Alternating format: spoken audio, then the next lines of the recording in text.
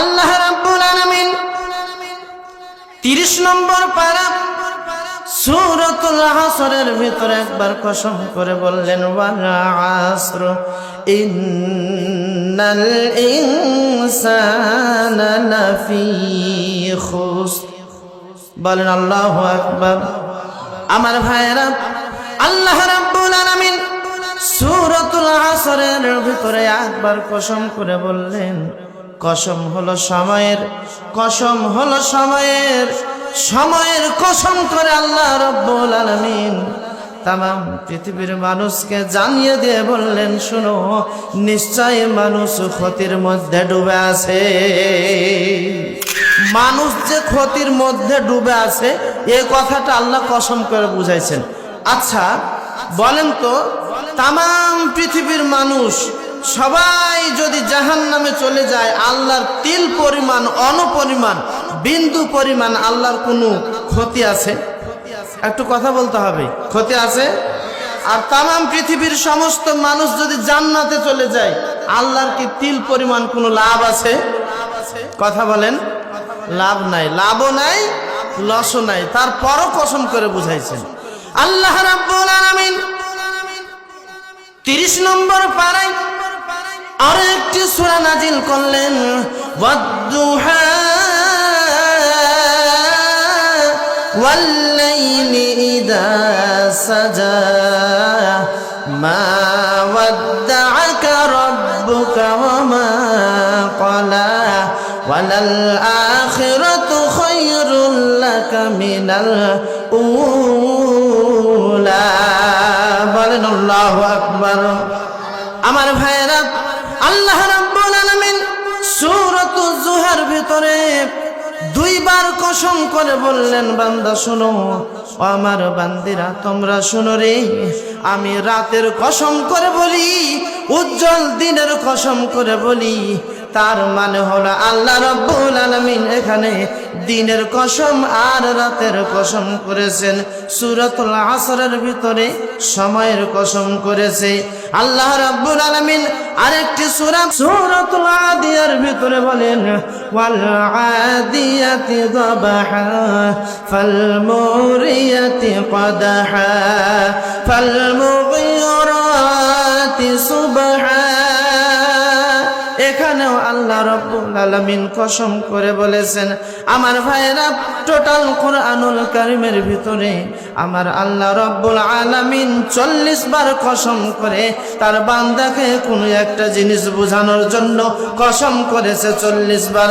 একবার বলেন না সুবহানাল্লাহ। আমার ভাইরা, আজকের তিলাওয়াতকৃত সূরা সূরাতুত তিনের ভিতরে 4 বার কসম করে বললেন তামাম পৃথিবীর মানুষকে, ও তামাম পৃথিবীর মানুষেরা তোমরা শুনো, ওয়াত-তিনি ওয়াজ-জাইতুন, আমি তিন এবং জাইতুনের কসম করে বলছি। 3 নম্বরে বলছেন ওয়াতুরি সিনিন, আমি সিনাই পাহাড়, সিনাই পর্বতের কসম করে বলছি, সিনাই পর্বতের কসম করে বলছি। 3 এবং জাইতুনের কসম করে বলছি। ওয়াহাদাল বালাদিল আমিন। একবার চিৎকার দিয়ে বলেন আল্লাহু আকবার। এত নরমাল কেন? আরো আওয়াজ দিয়ে বলেন আল্লাহু আকবার। আমার ভাইরা, আল্লাহ রাব্বুল আলামিন 4 নম্বরে যে কসমটা করে বললেন, উত্তম শহরের কসম করে বলছি, নিরাপদ শহরের কসম করছি। তার মানে কাবা শরীফের কসম করে বলছি। আল্লাহ রাব্বুল আলামিন 1 নম্বরে 3 ফলের কসম করে বললেন, 3, 2 নাম্বার জাইতুন, এই 2টা কসম করে বললেন। উত্তম শহরের কসম করে বললেন, সিনাই পর্বতের কসম করে বললেন, নিরাপদ শহরের কসম করে বললেন। 4 বার কসম করেছেন একটা জিনিস বোঝানোর জন্য। একটু আওয়াজ দিয়ে বলেন, জিনিস বোঝানোর জন্য কয়টি? কয়টি? কয়টি? একটি কথা বুঝাইবে, এজন্য আল্লাহ কয়বার কসম করলেন? 4টি। 4 বার কসম করে বললেন, বান্দা শুনো, লাকাদ খালাকনাল ইনসানা ফি আহসানি তাকওয়িম।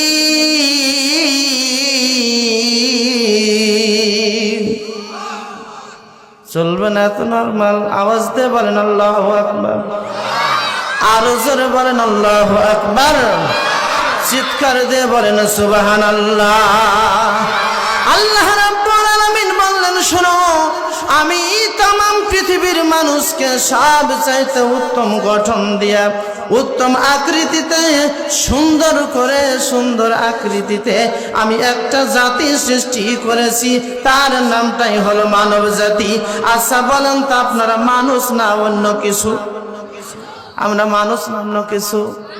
আল্লাহ রাব্বুল আলামিন মানুষকে সবচাইতে উত্তম করে সৃষ্টি করেছেন, এই উত্তম গঠন দিয়ে সৃষ্টি করেছেন।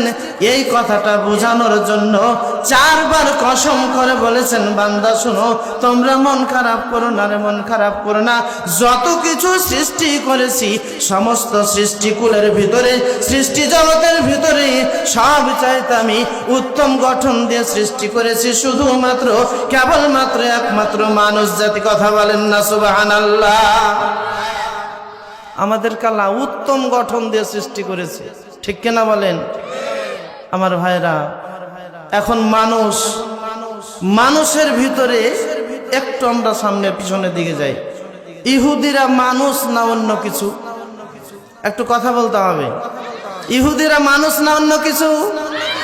খ্রিস্টানেরা কি, নাসারা, বৌদ্ধ, সবাই হলো মানুষ। হিন্দু এরাও মানুষ, আমরাও হলাম মানুষ। কথা বলেন ঠিক না বেঠিক? আল্লাহ উত্তম গঠন দিয়ে সৃষ্টি করেছে সব মানুষকে, কিন্তু মানুষের ভিতরে এখন কারা ভালো এটাকে আল্লাহ কোরআনে বলবে না? বলেছে না বলেন নাই? এই কথাটা আল্লাহ বলছেন, মানুষের ভিতরে তারাই হলো সব চাইতে ভালো মানুষ। মানুষের ভিতরে ইহুদি, নাসারা, খ্রিস্টান, বৌদ্ধ, যতই জাতি থাক না কেন, সব জাতির ভিতরে মুসলিম জাতির মানুষেরা হলো সবচাইতে উত্তম। আল্লাহর কাছে একটা আওয়াজ দিয়ে বলেন সুবহানাল্লাহ। এটা আমি বললে হবে না, আল্লাহর কোরআন থেকে একটু দলিল নেব, ঠিক কিনা বলেন? আল্লাহ রাব্বুল আলামিন বলেন, শোনো, যত ধর্মাবলম্বী আছো, যত ধর্মের লোক আছে রে, সব ধর্মের ভিতরে মুসলমান ধর্মের মানুষেরা সবচাইতে উত্তম। আল্লাহ রাব্বুল আলামিন কুরআনুল কারীমের সূরাতুল আলে ইমরানের 85 নম্বর আয়াতের ভিতরে বলেন, ওয়া মাইয়াবতাগি গায়রাল ইসলামি দীনা فلن يقبل منه وهو في الآخرة من الخاسرين। আওয়াজ দিয়ে বলেন আল্লাহু আকবার, আর একবার বলেন সুবহানাল্লাহ। আমার ভাইরা, এই পৃথিবীতে যত ধর্ম আছে, সব ধর্মের ভিতরে কোন ধর্মকে কবুল করা হবে না, মেনে না যাবে না, কবুল করা হবে, গ্রহণ করা হবে শুধুমাত্র, কেবলমাত্র একটাই ধর্ম, তার নামটাই হলো ইসলাম ধর্ম। আমরা হলাম ইসলাম ধর্মের। আওয়াজ দিয়ে বলেন কথা ঠিক না বেঠিক?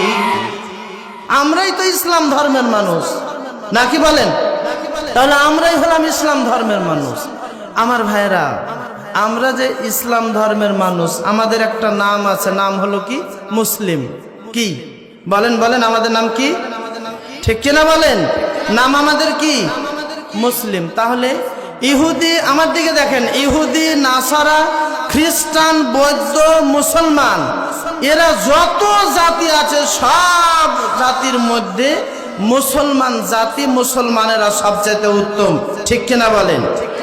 এখন মুসলমানের ভিতরে কে বা কারা উত্তম? একটু কি সামনের দিকে যাব? মুসলমান কিন্তু আমরা সবাই। দেখুন, মানুষ, ইহুদিরাও মানুষ, নাসারা মানুষ, খ্রিস্টান মানুষ, বৌদ্ধ মানুষ, মুসলমানেরাও মানুষ। সব মানুষ কিন্তু উত্তম নয়। সব মানুষের ভিতরে মুসলমান ধর্মের মানুষেরা সবচাইতে আল্লাহর কাছে গ্রহণীয় এবং মূল্যবান, দামি মানুষ হলো তারাই মুসলমান যারা। আওয়াজ দিয়ে বলেন কথা ঠিক না বেঠিক? এখন মুসলমানদের ভিতরে দামি কারা, ভালো কারা? বিশ্বনবী বললেন, শোনো, মুসলমানদের ভিতরে যদি তোমরা ভালো মানুষ খুঁজতে চাও তাহলে তোমরা একটু সামনের দিকে চলে যাও। সেটাই হলো এটাই বিশ্ব নবী নবী মুহাম্মদুর রাসূলুল্লাহ সাল্লাল্লাহু আলাইহি ওয়াসাল্লাম বলেন, খায়রুকুম মান তাআল্লামাল কুরআনা ওয়া আল্লামা, যে বা যারা আল্লাহর কোরআন নিজে শিখে আর অপরকে শিক্ষা দেয়। আকাশের নিচে জমিনের উপরে সবচাইতে দামি মানুষ, মূল্যবান মানুষ, সবচাইতে ভালো মানুষ তারাই। বলেন সুবহানাল্লাহ। তাহলে যারা মাদ্রাসায় পড়ে আল্লাহর কোরআন নিজে শিখে আর অপরকে শিক্ষা দেয় তারাই হলো সবচাইতে ভালো মানুষ, মূল্যবান মানুষ। কথা বলেন ঠিক না বেঠিক? আমার ভাইরা, তাহলে তারা যদি ভালো মানুষ হয়, ভালো মানুষ তৈরি হওয়ার একটা কারখানা, তার নামটাই হলো মাদ্রাসা। ঠিক কিনা বলেন? আমার ভাইরা, আমি এজন্যই প্রত্যেক মাহফিলে প্রায় বলি, একটা মানুষ জীবিত থাকা অবস্থায় তার তিনটা জায়গার প্রয়োজন। তিনটা জায়গার ভিতরে দুইটা জায়গা তার নিজের না, একটা জায়গা হলো তার নিজের। আমি কি বলবো বলবো বলবো জায়গা কয়টা দরকার? একটু কথা বলতে হবে। তিনটা জায়গার দরকার। তিনটার ভিতরে দুইটা জায়গা আপনার আমার না, তারপরেও কিন্তু দরকার আছে। এক নাম্বার বাইতুল্লাহ, আল্লাহর ঘর। মসজিদ, মসজিদ হল আল্লাহর ঘর। ও শাহবাজপুর ধোবড়াবাসী, মসজিদ যদি আল্লাহর ঘর হয়, বলেন তো আপনার আমার মসজিদের দরকার আছে না নাই? কেন? ঘর যে আল্লাহ, আপনার কেন দরকার হবে ভাই? আছে দরকার। কেন আছে একটু সামনে বলবো। মসজিদ হলো আল্লাহর ঘর। তিনটি জায়গার ভিতরে যদিও মসজিদ আল্লাহর ঘর, কিন্তু মসজিদের আমাদের দরকার আছে না নাই? দুই নাম্বার মাদ্রাসা। মাদ্রাসা হলো নাবির ঘর। নাবির ঘর মাদ্রাসা। এই মাদ্রাসা আপনার ঘর না, আমার ঘর না। তারপরে বলেন তো মাদ্রাসার দরকার, বলেন আছে না নাই? নাই নাই নাই, আছে। কেন আছে? মাদ্রাসা এই জন্য দরকার, মাদ্রাসার ছাত্র যখন মাদ্রাসায় পড়ালেখা করবে, এক নম্বরে আল্লাহর কোরআন শিখবে। এই কোরআন শিক্ষা হয় মাদ্রাসায়। আমার ভাইরা, এই মাদ্রাসায় শিক্ষা হয়। ফজরের ফরজ নামাজ কতখানি লম্বা হবে, ফজরের সালাত নামাজ কতখানি খাটো হবে, তেলাওয়াত গালা কেমন হবে, জোহরের কয় রাকাত সুন্নাত, কয় রাকাত ফরজ, আসরের কয় রাকাত ফরজ, মাগরিবের কয় রাকাত সুন্নাত, কয় রাকাত ফরজ, ইশারের কয় রাকাত সুন্নাত, কয় রাকাত ফরজ, সুন্নাতের তিলাওয়াত কেমন হবে, জোহরে জাহেরি বা প্রকাশ্যে আওয়াজ দিয়ে তিলাওয়াত করতে হবে কি হবে না, ফজরে তিলাওয়াত করতে হবে আস্তে না জোরে, আসরের সময় জোরে তেলাওয়াত করতে হবে না আস্তে হবে, মাগরিবের সময় কেন জোরে তেলাওয়াত করতে হবে, ইশারের সময় কেন তেলাওয়াত করতে হবে। এই শিক্ষাগুলো যেখানে দেওয়া হয়, আওয়াজ দিয়ে বলেন ওই জায়গাটার নামটা জানো কি? হ্যাঁ, মাদ্রাসা। এইগুলাই শিক্ষা দেওয়া হয় মাদ্রাসা। আল্লাহ রাব্বুল আলামিন তার বান্দাকে এবং বান্দিকে সৃষ্টি করেছেন ইবাদতের জন্য। আল্লাহ রাব্বুল আলামিন সূরাতুল বাকারার 21 নম্বর আয়াতের ভিতরে বলেন, ইয়া আইয়ুহান নাসু উবুদু রাব্বাকুমুল্লাযী খালাকাকুম ওয়াল্লাযীনা মিন ক্বাবলিকুম লাআল্লাকুম তাত্তাকুন।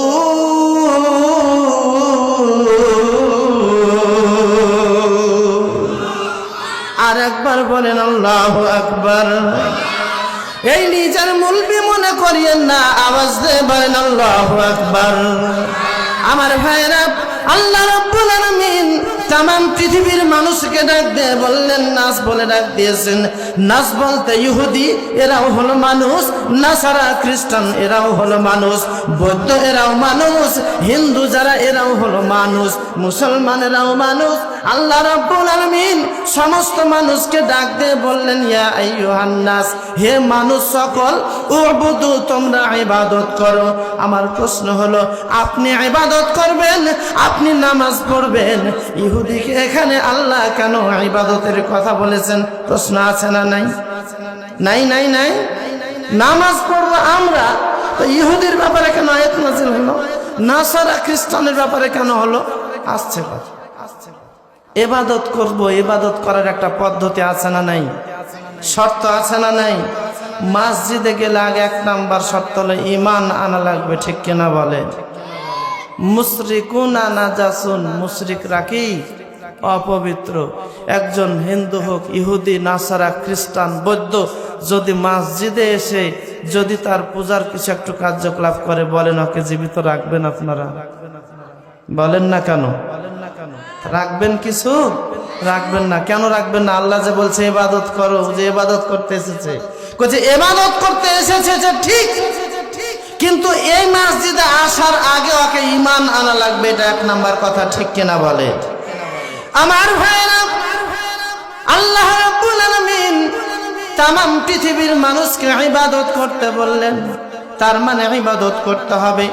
ইবাদত করা শিখবেন যেখানে, ওই শিখার জায়গাটার নাম আওয়াজ দিয়ে বলতে হবে কি? মাদ্রাসা। তাই কবি বলেন মাদ্রাসা হাই বাগে জান্নাত, মাদ্রাসা হাই বাগে জান্নাত, মুআল্লিম হাই মুসলে গুল, শাহাদ উসকা ইলম দিন হাই, তালেবে রা বুলবুল। ইবাদত শিখার জন্য যেখানে যেতে হয় তার নাম মাদ্রাসা।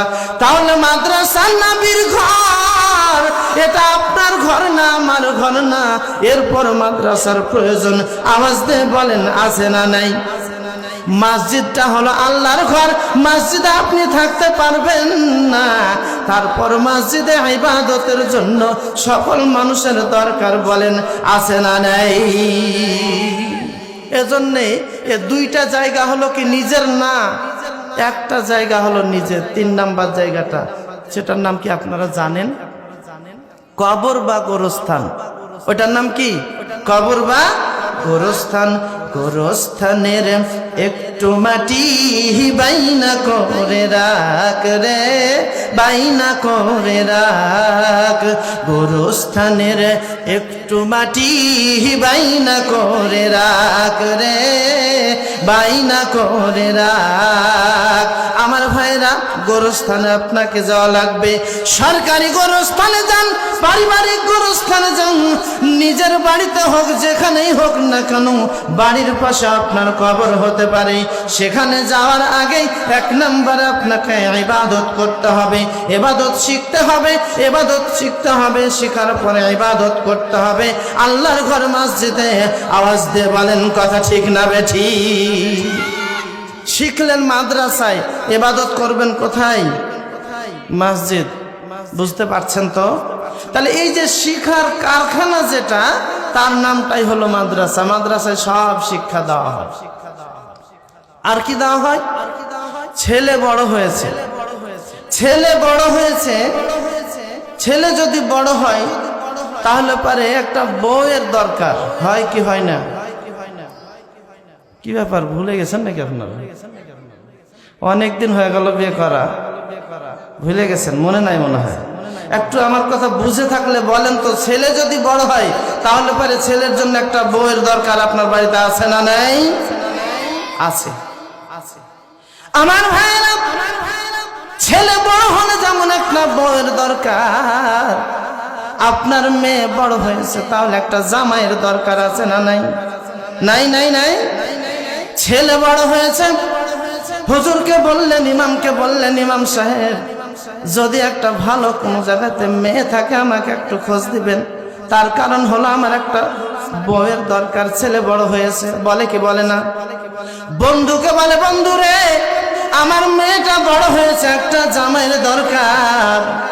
যদি আপনার ছেলে বড় হয়ে থাকে বলে ছেলে বড় হয়েছে বউয়ের দরকার, বন্ধুর সামনে বলে, বোনের সামনে বলে, ভাইয়ের সামনে বলে, এরকম করে জায়গা বেজায়গায় বলতে থাকে ছেলে বড় হলে বউয়ের দরকার, আর বউ মেয়ে বড় হলে জামাইয়ের দরকার। বলেন আছে না নাই?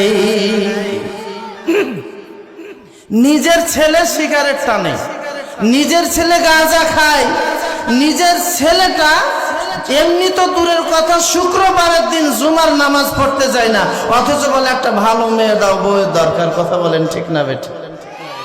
বলে না বলে না? নিজের মেয়ে পর্দা বুঝে না, পর্দা করে না। আপনার ছেলের ব্যাপারে বিশ্ব নবী বললেন শোনো, মা আসফালা মিনাল কাবাইনি মিনাল ইজারি ফিন্নার। তামাম পৃথিবীর মানুষকে ডাক দিয়ে বললেন শোনো শোনো, যে ব্যক্তি পুরুষ মানুষ টাকনুর নিচে পায়জামা বা লুঙ্গি পরবে, আল্লাহর নবী বলছেন আমার বক্তব্য নয়, ওই ব্যক্তিটা জাহান্নামে চলে যাবে। আচ্ছা বলেন তো দেখি, এখন পর্যন্ত কোন মাদ্রাসার ছাত্র, কোন মাদ্রাসার শিক্ষক, কোন একটা ছোটখাটো মসজিদের ইমাম আজ পর্যন্ত আপনারা কেউ দেখেছেন নাকি কোনদিন দাঁড়িয়ে কোথাও পেশাব করতে দেখেছেন? কথা বলেন না কেন? দেখেছেন? একটা মাদ্রাসার ছাত্র, মাদ্রাসার শিক্ষক, মসজিদের ইমাম কোন একটা জায়গাতে গাছের আড়ে দাঁড়িয়ে দাঁড়িয়ে পেশাব করতে কেউ দেখেছেন? একজন হাত তুলে বলতে পারবেন? পারবেন না। কেননা মাদ্রাসায় ওই শিক্ষাটা দেওয়া হয়, ঠিক না বেঠিক? কিন্তু কলেজের প্রফেসর, হাই স্কুলের হেডমাস্টার, হাই স্কুলের সহকারী শিক্ষক, কলেজের প্রভাষক দাঁড়িয়ে পেশাব করে, এরকম নজির আমাদের অনেক অনেক আছে। আমার ভাষা বুঝে থাকলে আওয়াজ দিয়ে বলেন কথা ঠিক না বেঠিক? এই শিক্ষাটা নাই। ছেলে ভালো কিন্তু চারা কি? কথা বলেন, ছেলে ভালো, প্রফেসর, শিক্ষিত, কিন্তু চারাটা কি ছিল? ওইটা চারা যদি ভালো হতো, তার মানে প্রথম শিক্ষা যদি মাদ্রাসার পেত, পশ্চিমকালে কোনোদিন দাঁড়িয়ে পেশাব করতো না, টাকনুর নিচে প্যান্ট পরতো না, দাড়ি চেঁচে ফেলতো না। আওয়াজ দিয়ে কথা বলেন কথা ঠিক না বেঠিক? আজকে আমরা জানি শিক্ষা জাতির মেরুদণ্ড, এই কথাটাকে আমরা জানি না? জানি না? জানি কি জানি না? শিক্ষা জাতির মেরুদণ্ড বলতে বর্তমানের শিক্ষা জাতির মেরুদণ্ড নয়। যেই শিক্ষা প্রতিষ্ঠানে ব্যাঙের ডাক শেখানো হয়, যেই প্রতিষ্ঠানে আপনাকে রান্না করা শিক্ষা হয়, ছেলে মেয়ে এক জায়গাতে আপনাকে অবৈধ সম্পর্ক যেখানে তৈরি হয়, শিক্ষক বলতে পারে না, টিচারেরা তার বিরুদ্ধে কিছু বলতে পারে না। এই শিক্ষা কি আওয়াজ দিয়ে বলেন জাতির মেরুদণ্ড? বলেন না কেন? এই শিক্ষা কি জাতির মেরুদণ্ড? না, এই শিক্ষা জাতির মেরুদণ্ড হতে পারে না, কোশ্চিন কালেও না। যদি ওই শিক্ষা জাতির মেরুদণ্ড হতো, তাহলে পারে আজকে ত্রাণের টাকা নিজে চুরি করে রাখতো না। আওয়াজ দিয়ে বলেন ঠিক না বেঠি? একটু আসতে বলেন ঠিক না বেঠি? ত্রাণ বিতরণের লাগে টাকা উঠিয়ে নিজের কাছে টাকা রেখে দেয়। এই শিক্ষা যদি মাদ্রাসার শিক্ষা থাকতো, তাহলে কোশ্চেন কালে এটা পারতো না। আওয়াজ দিয়ে বলেন ঠিক না বেঠি? যদি সেই শিক্ষা আল্লাহর কোরআন দ্বারা, ইঞ্জিনিয়ার যদি আল্লাহর কোরআন শিখতো, তাহলে পারে রডের বদলে বাঁশ দিত না। আওয়াজ দিয়ে বলেন কথা ঠিক না বেঠি? একটাই কারণ রডের বদলে বাঁশ দেওয়া। যেই শিক্ষা অর্জন করে ইঞ্জিনিয়ার হয়েছে, ওই ইঞ্জিনিয়ারের ভিতরে আল্লাহর কোরআন নাই, নবীর হাদিস নাই, না থাকার কারণেই রডের পরিবর্তে বাঁশ দিয়েছে। আওয়াজ দিয়ে বলেন কথা ঠিক না বেঠি? এই শিক্ষা কি জাতির মেরুদণ্ড? না। মন খারাপ করছেন কি? এগুলা বয় দূরের গেলা বলবে, আপনি লক্ষ্য থাকেন, আপনি বলিয়েন না নাকি? আমার ভাইরা, এজন্য আপনাকে বলেছি মাদ্রাসার শিক্ষা। একটা ভালো জামাই যদি আপনি খুঁজতে চান, তাহলে আপনার মেয়েটা ভালো হওয়া লাগবে। আপনি একটা ভালো বউ খুঁজতে হলে আপনার ছেলে ভালো হওয়া লাগবে। ভালো ছেলে তৈরি করার জন্য আল্লাহর কোরআন নবীর হাদিস শিক্ষা আপনাকে দেওয়া লাগবে। আপনার ছেলে ইঞ্জিনিয়ার বানাবেন, কোনো অসুবিধা নেই, কিন্তু 1 নম্বরে আল্লাহর কোরআন আপনি শিক্ষা দেন। আপনার ছেলেকে আপনি ব্যারিস্টার বানাবেন, উকিল বানাবেন, উকিলেরও দরকার আছেন। আপনার একটা ছেলেকে MBBS ডাক্তার বানাবেন, 1 নম্বরে আল্লাহর কোরআন শিক্ষা দেন, নবীর হাদিস শিক্ষা দেন, তাহলে পরে আপনি সুচিকিৎসাটা পাবেন। আর যদি আপনি আল্লাহর কোরআন নবীর হাদিস ওই MBBS ডাক্তারের ভিতরে না থাকে, কোম্পানির কাছে বিক্রি হবে, ক্লিনিকের কাছে বিক্রি হবে, রুগীর 12টা বাজুক আর যেখানেই যাক না কেন, ওর কোন আসে যায় না। আওয়াজ দিয়ে কথা বলেন, কথা ঠিক না বেঠিক? রুগী মরলো তো কি হলো? আল্লাহর কোরআন তার ভিতরে নাই, নবীর হাদিস তার ভিতরে নাই। আপনার ছেলেকে আপনি MBBS ডাক্তার বানাবেন, কোনো অসুবিধা নাই, বানান, কিন্তু আপনি আগে 1 নাম্বার আল্লাহর কোরআন দেন তার ভিতরে, নবীর হাদিস দেন তার ভিতরে। আমার ভাইরা, সব শিক্ষা সুশিক্ষার একটাই প্রতিষ্ঠান, তার নাম হলো মাদ্রাসা। এই মাদ্রাসার এখন মাদ্রাসায় শিক্ষা অর্জন করলেন। শিক্ষা অর্জন করার পর যেখানে ইবাদত করবেন, আওয়াজ দিয়ে বলেন জায়গাটার নাম কি? কি ব্যাপার, ভুলে গেছেন নাকি আপনারা? ইবাদতের জায়গার নাম কি? মসজিদ। কেন? আমি একটু ওদিকে চলে যাই, যেহেতু মাদ্রাসা নিয়ে কথা না, একটু সংক্ষেপে কথা বললাম যে আপনি ভালো জামাই, ভালো বউ, ভালো ছেলে, MBBS ডাক্তার, ইঞ্জিনিয়ার, ব্যারিস্টার, উকিল, যা বানাবেন বানান, সব বানান, কোনো অসুবিধা নাই, কিন্তু আল্লাহর কোরআন নবীর হাদিস শিক্ষা তার ভিতরে 1 নাম্বার দেওয়া লাগবে। এই কথাটাকে আপনারা বুঝতে পেরেছেন? আমার ভাইরা, এই শিক্ষা অর্জন করার পর ইবাদত করতে হয়। ইবাদত করার যে একটা জায়গা, তার নামটাই হলো মসজিদ। এই মসজিদের ব্যাপারে আমার নবী, বিশ্ব নবী, আকায়ে নামদার তাজদার মদিনা, নবীকুল শিরোমণি নবীদের সরদার, আখিরি পয়গম্বর নবী মুহাম্মদুর রাসূলুল্লাহ সাল্লাল্লাহু আলাইহি ওয়াসাল্লাম বলেন, মান বানা লিল্লাহি মসজিদান বানাল্লাহু লাহু বাইতান ফিল জান্নাত, আও কামা ক্বালা নবী সাল্লাল্লাহু আলাইহি ওয়াসাল্লাম। ও तमाम পৃথিবীর মানুষ, তোমরা শোনো, আল্লাহর ঘর মসজিদ যে ব্যক্তি নিজে তৈরি করে দিবে, মসজিদ নির্মাণ করে দিবে, মসজিদ নির্মাণে সহযোগিতা করবে, আল্লাহ রাব্বুল আলামিন কাল কিয়ামতের ময়দানে কঠিন মুসিবতের সময় 1 নম্বরে আল্লাহ তাকে জান্নাত দিবেন। শুধু জান্নাত দিয়ে ছেড়ে দিবেন না, জান্নাতের ভিতরে একটা বিশাল বিল্ডিং দান করবে। আওয়াজ দিয়ে বলা যাবে নাকি সুবহানাল্লাহ? তাহলে মসজিদ নির্মাণ করে দিল, মসজিদ নির্মাণে সহযোগিতা করলো, আল্লাহ তার জন্য একটা জান্নাত দিবেন, জান্নাতের ভিতরে একটা বিশাল বিল্ডিং দিবেন। সুবহানাল্লাহ বলেন। কেন এই প্রতিশ্রুতি কেন দিলেন আল্লাহ? এজন্যই দিয়েছেন, শুনেন, বিশ্ব নবী আর একটা হাদিস বললেন, আহাব্বুল বিলাদি ইলাল্লাহি মাসাজিদুহা, আকাশের নিচে জমিনের উপরে সবচাইতে দামি জায়গা, সবচাইতে ভালো জায়গা, শ্রেষ্ঠ জায়গা এবং মূল্যবান জায়গা, তার নামটাই হলো মসজিদ। তার নাম জানো কি? মসজিদ। এই পৃথিবীতে অনেক জায়গা আছে, সবচাইতে ভালো জায়গা যেটা, তার নামটা কি? মসজিদ। প্রত্যেকটা শব্দের বিপরীত শব্দ আছে। আজকে এখন রাত চলছে না দিন চলছে? বলেন বলেন। এখন রাত চলছে, রাতের পরে কি আসবে? তাহলে রাতের বিপরীত হলো দিন, দিনের বিপরীত রাত। আমাদের ভিতরে অনেকে সাদা মানুষ আছে, সাদার বিপরীত যদি মিলাইতে যান তাহলে কি বলবেন? কি মানুষ? বলেন বলেন। কালো মানুষ, সাদার বিপরীত হলো কালো, কালোর বিপরীত সাদা। এই রকম করে আমার ভাইরা প্রত্যেকটা শব্দের বিপরীত শব্দ আছে। আল্লাহর নবী বললেন এই জায়গাতে, ও तमाम পৃথিবীর মানুষ তোমরা শুনো রে, আকাশের নিচে জমিনের উপরে সবচাইতে ভালো জায়গা হলো মসজিদ। ওয়া আবগাদুল বিলাদ ইলাল্লাহি আসওয়াকুহা, আর সবচাইতে নিকৃষ্ট জায়গা, সবচাইতে খারাপ জায়গা, জঘন্য জায়গা, তার নামটাই হলো বাজার। আচ্ছা ও শাহবাজপুর ধোপড়াবাসী, আজকে আজকে আমরা এখানে এসেছি মসজিদের ডাকে না বাজারের ডাকে? কথা বলেন, মসজিদের ডাকে না বাজারের? তাহলে মসজিদের ডাকে এসেছি, এই কথাটা নবী বলছেন।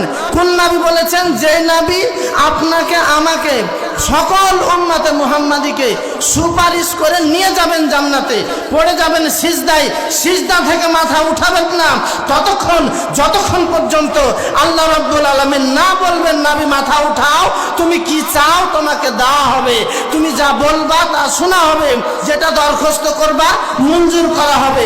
আল্লাহর নবী বলছেন আমি কিচ্ছু চাই না, আমার যত উম্মত আছে সব